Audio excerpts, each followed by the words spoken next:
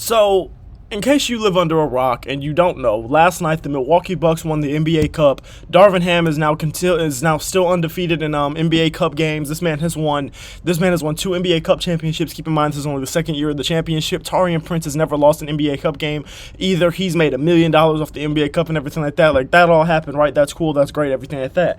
Now, one thing I want to say: the Bucks have been very impressive lately. Please do not get me wrong. The Bucks have been very impressive. The Bucks have caught back up. The Bucks are at the point now where we can say that they're back into like where that not the tier of the Boston Celtics in the East, but like in that second tier. They're in the tier below the teams that I would put in the, like, I guess I would put the Cavs in that tier with Boston right now just because of their record.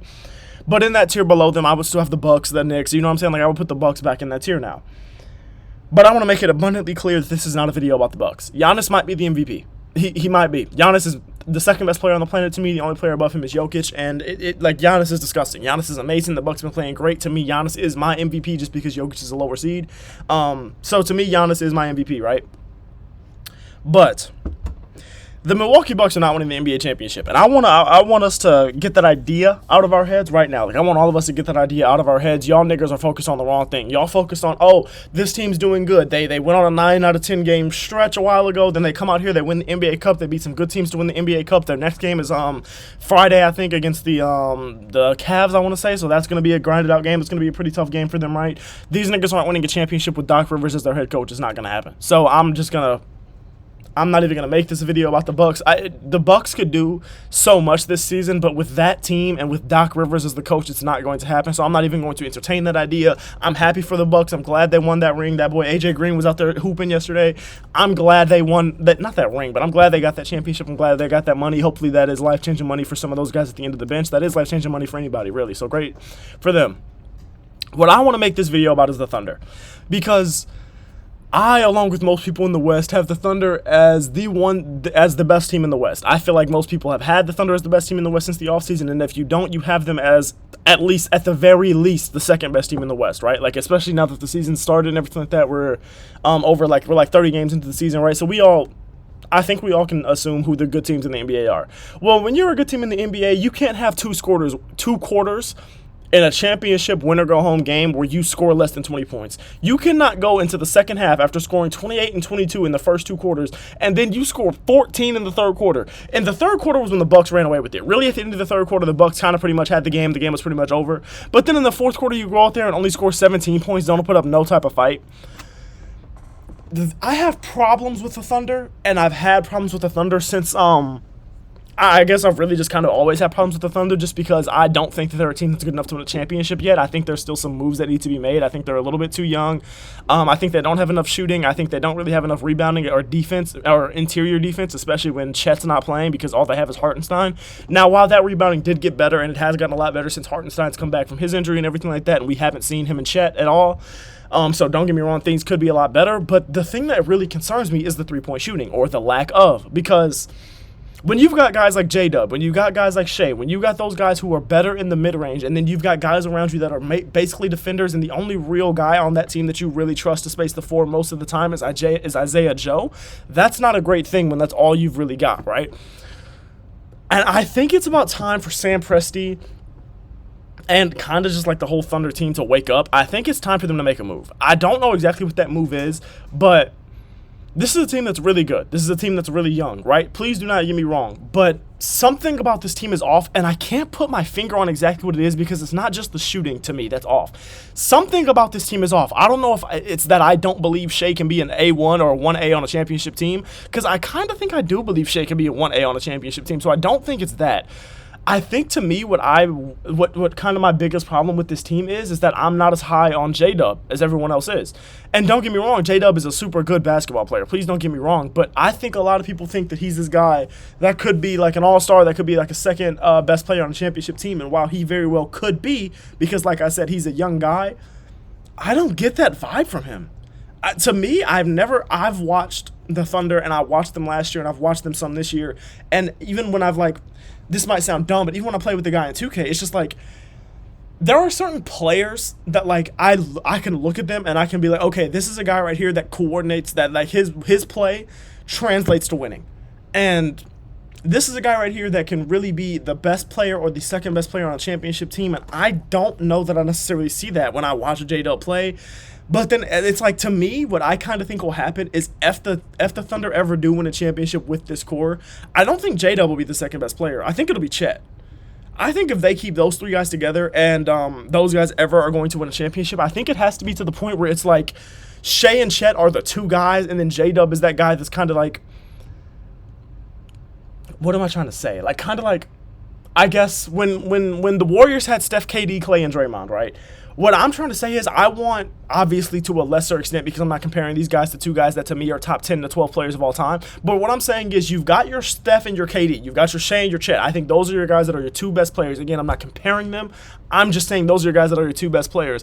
You've got to find, I think J-Dub is going to be a guy that just finds a way to be like that Draymond role, that Klay Thompson role, that James Worthy type of role. I think he's going to be the guy that's like the third piece in the big three. You know what I'm saying? And I don't think that this team has enough right now. And what I'm saying is, not right now, because the trade market is not anything crazy enough, and I'm pretty sure he's still on his rookie contract. But at a certain point, I think there's going to be a time where one of these guys is going to be the odd man out in OKC, and I kind of think it's going to be J-Dub.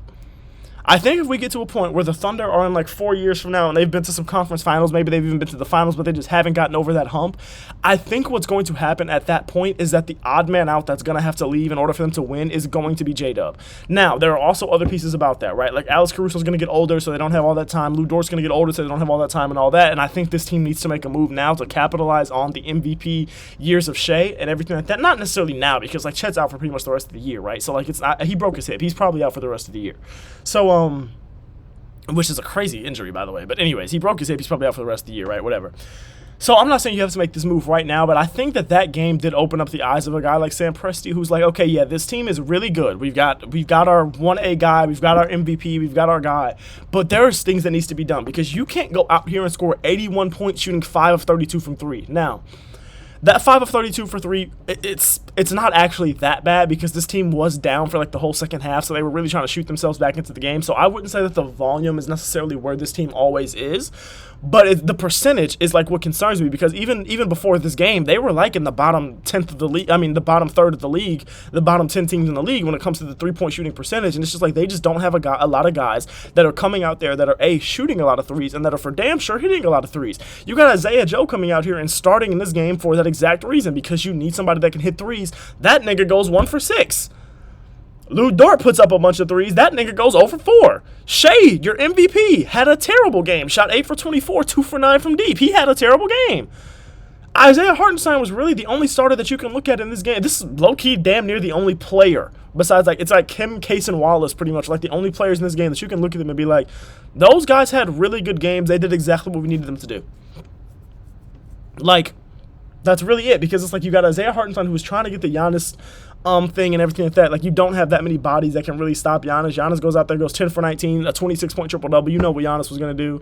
And while the Thunder are a team that likes to, like, blitz, they're, like, the opposing team's best players, and they like to do that and everything like that, you can't do that when you're going against a Giannis. And that's part of the reason that this team scares me when it comes to the Western Conference because it's like, I don't think with Chet out that you have the bigs, that you have the bodies to compete with a team like a Denver, who's not great, but has the best player in the world who's a big man. You might not have enough to go against, like, if they were to face last year's Minnesota where they have those 2 7-footers, I would say they don't have enough to go against them either, low-key, because it's just like you don't have the bodies. Now, with Julius Randle, I would say that they have a much better chance against Minnesota, and I would pick them to beat Minnesota just because it's, like, not the same team. But with Karl-Anthony Towns, I would make a real case as to Minnesota being better than, not better, but Minnesota having the chance to beat OKC in a 7. If they had Karl-Anthony Towns still before the Julius Randle, Dante DiVincenzo, who, by the way, has been absolute ass this season. But anyways, beyond that, there's just some things with this OKC team that I don't like, and it's not necessarily like the most in-depth analysis or breakdown because I don't necessarily know what it is that I'm not a big fan of. I don't know what it is that I'm super critical of. I just know that there's problems with the team, and I can't put my finger on exactly what because it's more than just the 3-point shooting. Like, there's something about this team where it's just like I look at it and I'm like, it's not there yet, and it's more than just the 3-point shooting, and I can't put my finger on exactly what all it is. But the team, I think, needs to make some moves. And I think in the future, when this team gets to, if this team ever gets to a point that I'm predicting they will, where they are good but not good enough, I kind of think what will happen is they might end up being what like the Celtics were, where they're really good, they're really close, they're right on the cusp of that championship for years, but then they just got to go all in 1 year, and they just gotta they got to do everything they can possibly do that 1 year because they still have plenty of picks. I think they're gonna get close for the next few years, and then they're gonna get to the point where they're like, okay, this core is not working, we got to do something, and I think that something is going to involve J-Dub being one of the pieces to go, Lou Dort maybe being one of the pieces to go at that point. Like I think there are certain guys that are just going to have to go at a certain point because there are certain things that you're going to have to change up because you're not going to keep running the same lineup over and over and over again expecting to win a ring. The team needs more shooting to me. The team needs more big bodies, like genuine big, tall bodies to me. Don't get me wrong. This isn't me saying that I'm off the OKC Thunder train. This isn't me saying that I think they're now like, oh, the third or fourth best team in the West. I think they're still the best team in the West. But all I'm saying is they're far from a perfect team. They're far from a team that I look at as unmesswittable. You know what I'm saying? Like, they're far from that. So I'm interested to see this. Congrats to the Bucks again for winning. Like I said, this isn't a Bucks video or anything like that, but the Bucks deserve their praise. They played well. They got the win. They did what they needed to do to win that NBA Cup. They've caught back on after a slow start to the season, so congrats to them. I don't think they're going to do anything because I don't believe in Doc Rivers as a head coach, and I also don't believe in the rest of that roster outside of a few players. So, yeah. But I love y'all. I appreciate y'all. Thank y'all for watching. Yeah, tomorrow, I'm not sure what y'all will get yet. It depends. I'm trying to figure some things out with technology, so I'm not going to lie to you and tell you what you're going to get because I don't want to tell you what you're going to get, then you get something else. But hopefully you'll get a banger tomorrow. Well, you will be getting a banger tomorrow no matter what I'm recording. All right, I love y'all. I appreciate y'all. Thank you for watching, man. Like, subscribe, please. Helps me a lot. All right.